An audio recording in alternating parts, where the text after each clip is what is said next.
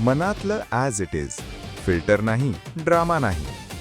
जे मनात आहे तेच बाहेर. बिनधास्त, थेट, खरं.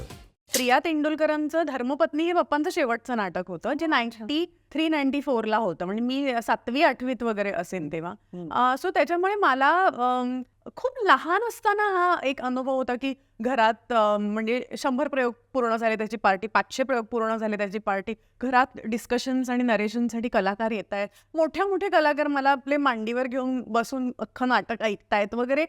हे सगळं कोण कलाकार होते त्याच्यामध्ये? मला नावं ऐकायला आवडतील.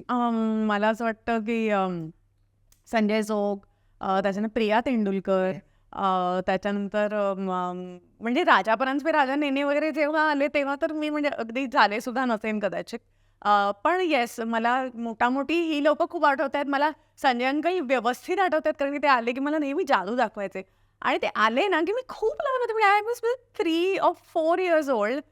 पण Sanjay Jog was a very good looking. He was like such a Fair and blue-eyed. blue-eyed boy. एक तर he was tall. He used to wear boots in that era.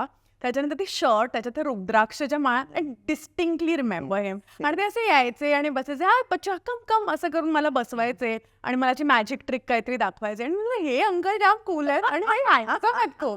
तर मला ते फार आठवतंय.